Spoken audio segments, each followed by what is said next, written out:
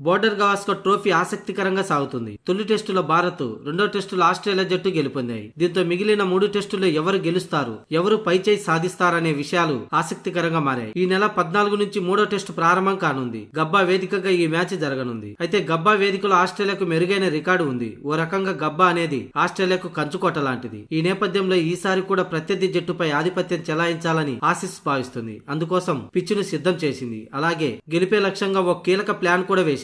మామూలుగా అయితే క్రిస్మస్ తర్వాత ఈ స్టేడియంలో మ్యాచ్లు ఆడుతుంటుంది ఆస్ట్రేలియా. కానీ ఈసారి క్రిస్మస్ కు ముందే ఈ స్టేడియంలో మ్యాచ్ ని నిర్వహించేందుకు క్రికెట్ ఆస్ట్రేలియా ప్లాన్ వేసింది. దీంతో భారత్ తో 3వ టెస్టుకు పేస్ పిచ్ ను సిద్ధం చేసినట్లు క్యూరేటర్ చెప్పాడు. ఆస్ట్రేలియాలో ఇప్పుడిప్పుడే వేసవి ప్రారంభం అవుతుంది. ఈ పరిస్థితుల్లో డిసెంబర్ నెలలోనే అంటే క్రిస్మస్ కు ముందే ఈసారి మ్యాచ్ జరగనుంది. దీంతో బౌలర్లకు ఈ పిచ్ నుంచి మరింత సహకారం లభించనుంది. అదే జనవరిలో అయితే మాత్రం పిచ్ కాస్త క్షీణించి బ్యాటర్లు పరుగులు చేసే అవకాశం ఉండదని, అందుకే క్రికెట్ ఆస్ట్రేలియా ఈసారి ముందే మ్యాచ్ ని నిర్వహిస్తుందని తెలుస్తుంది. గబ్బాలో ఆస్ట్రేలియా 66 టెస్టులు ఆడింది. అందులో 5 మ్యాచ్లు క్రిస్మస్ తర్వాత ఆడగా వాటిలో 2 ఓడిపోయింది. 2021లో భారత్ చేతిలో, 2023 వెస్టిండీస్ చేతిలో ఆస్ట్రేలియా ఈ వేదికలో ఓడిపోయింది. అంటే క్రిస్మస్ తర్వాత ఆడిన 5 మ్యాచ్ల్లో 2 మ్యాచ్లు అక్కడ ఆస్ట్రేలియా ఓడిపోయింది. దీంతో క్రికెట్ ఆస్ట్రేలియా ఈసారి టీమిండియాతో 3వ టెస్ట్ మ్యాచ్ ముందుగానే ప్లాన్ చేసి ఫాస్ట్ పిచ్ ని సిద్ధం చేసింది. మొత్తానికైతే పేస్ బౌన్స్ ఉండే సాంప్రదాయ గబ్బా పిచ్ ను సిద్ధం చేశామని ఆ స్టేడియం క్యూరేటర్ చెప్పాడు.